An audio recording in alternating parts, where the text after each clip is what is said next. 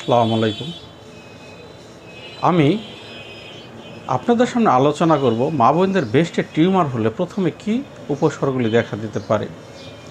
ব্রেস্টে tumour হওয়ার জন্য প্রথমত স্তনে ব্যথা বা চাপা চাপা শক্ত, মিন্সের আগে সাধারণত চাপ ধরে শক্ত হওয়া, এইগুলি যখন হবে তখন আপনারা বুঝতে পারবেন আপনার ব্রেস্টে ভবিষ্যতে টিউমার আসতেছে।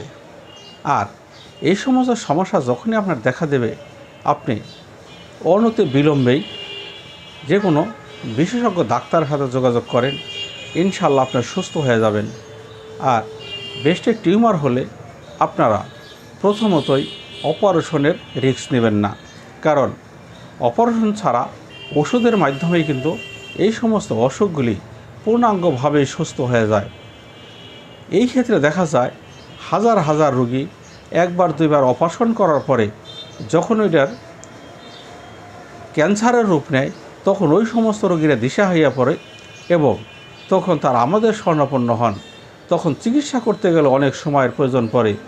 আর যদি প্রথমেই আপনি এই চিকিৎসা নেন, আমাদের হোমিও চিকিৎসা নিলে লক্ষণভিত্তিক আমরা যে চিকিৎসা করে থাকি, তাতে কিন্তু যে কোনো রোগী 1-2 মাস চিকিৎসা করলে ইনশাল্লাহ পূর্ণাঙ্গভাবে সুস্থ হয়ে যায়।